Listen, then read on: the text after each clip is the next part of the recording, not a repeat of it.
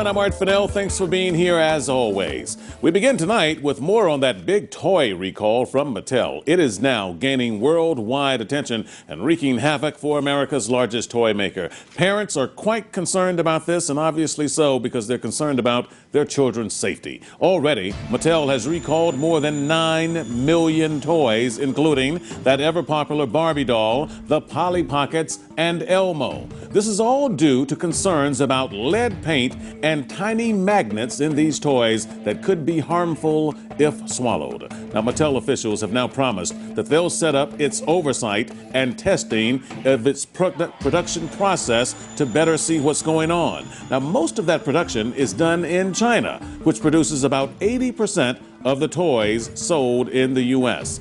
Now, that leaves parents angry and confused about just which toys are safe for their children, and it leaves them now looking for some answers. Let's start with correspondent Richard Roth for more background.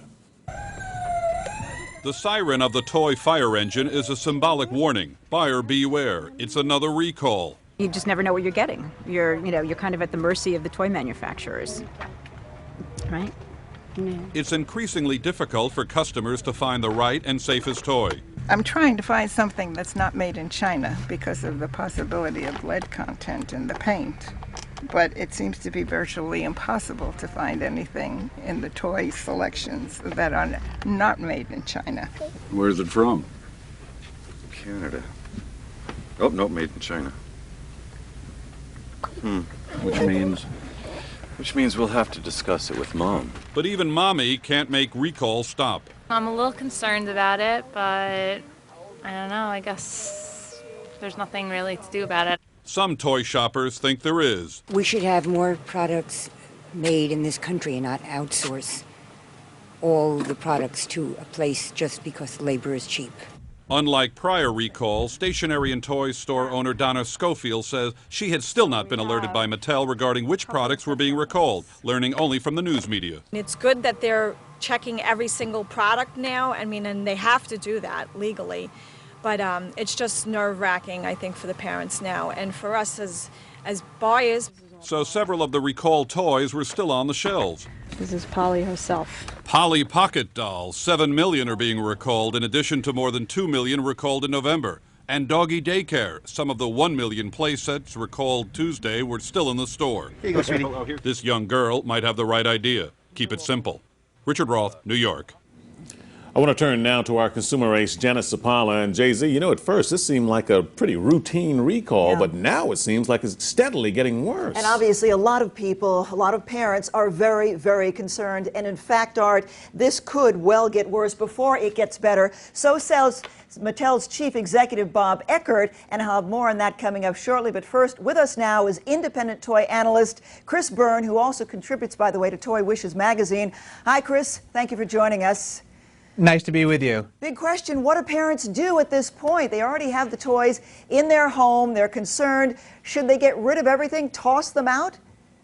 Well, no. Obviously, I think it behooves parents to go to the websites, the CPSC or Mattell, check out which products are recalled. It can be confusing with the Polly Pocket. If it doesn't have a magnet, it's not recalled. It was only the ones with the magnets. But I think that common sense should prevail here. We've got millions of toys that are completely safe, but check your toys for wear. Lead paint can only be toxic if it's ingested. That doesn't excuse lead paint by any stretch of the imagination, but you can be reasonably sure. Check them for wear. If they're worn, take them away. Check the websites, make sure that the toys are the ones that are recalled, because otherwise you can be pretty sure that they're okay for your kids. Mattell.com/safety is a very good website. You mentioned that website, very good source of information for people who are concerned, who want some questions answered really quickly. They can log on to that website. Now, by the way, Chris, Senator Dick Durbin has come out and said the government can do a better job to make things safer, like having a third-party inspection process before the product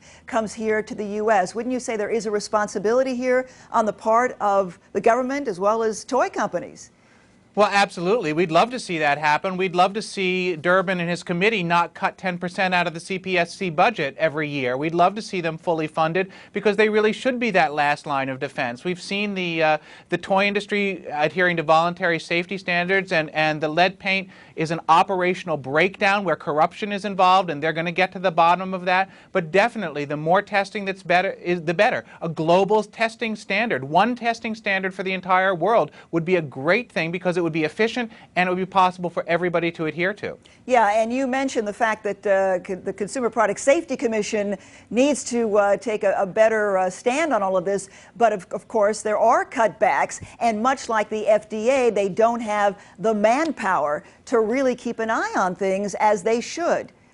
Right. Congress has given them 100 field reps to cover every industry, not just toys. That's an overwhelming amount of work. I love what the CPSC does. They're very responsible. They work really closely with the manufacturers. And of course, it's in the manufacturer's best interest whenever there's a problem to do a recall. The Polly Pocket magnet recall, there have been no injuries, but better recall 9 million toys than have one injury. Yeah.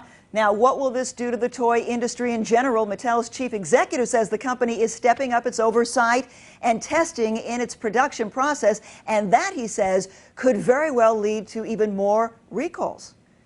Well, I think for Mattel it may be, because they're going back and adding new standards to things that historically have been all right. If you're putting in new, more stringent standards, they may find things that historically need to be recalled. The good news is that a lot of the Polly Pocket stuff, a lot of the magnet stuff is already off the market, so there's relatively little fear that what's on the market is not conforming. And the better news, if there can be any good news out of this, is with all the toy industry getting more stringent, going forward, toys will be even safer. What about the trust factor, and not just with regard to Mattel, which of course is the world's largest toy company, but toy companies in general? Consumers now are really wondering, and they're afraid.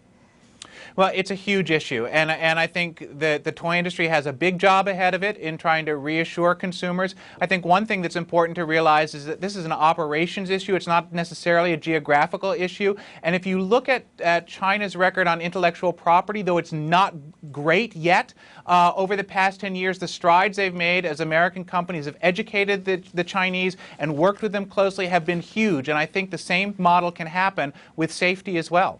All right, Chris Byrne, toy expert, thank you so much from Toy Wishes magazine. We certainly appreciate it. Again, Mattel.com/safety for more information. Get those questions answered very quickly for you. They have all the information there at that website. He made an interesting point, Janet, Mr. Burns. He said that, obviously the lead's dangerous only if it's ingested by these children, but small kids, as we all know, will put anything in their mouth. They put everything in their mouth. You cannot take that for granted for 1 second. They just do it. It's just natural for them to do it, and you really have to make sure that they keep it away.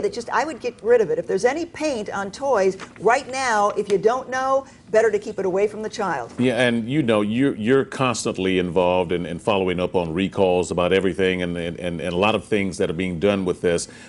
More government control in this case could possibly help. Normally we're talking about getting the government out of our lives, but in this case it might make a difference. And that's really the key here, is that there have been so many cutbacks over the years because of budget problems, and as a result you don't have the manpower, as I said earlier, the people to really keep an eye on things. Outsourcing is one thing. You send things out, you get that done there. It's better for the budget, but you lose some control. Yeah. And that's why there has to be, as some people are saying now in government, a third-party inspection, that they can go over things before they come here to the U.S. to make sure that, in fact, they are safe. Sure. All right. Well, we'll follow up with you a little later in your regular segment, and we will see you then. Yeah. Thanks, JZ. All right. Question is, if you're a parent, are you terribly concerned about this? Do you know what your kids are playing with? And should you be fearful of imports from China? Weigh in. Let me know your thoughts. CN8.TV. Click on the icon for Art Fennell Reports.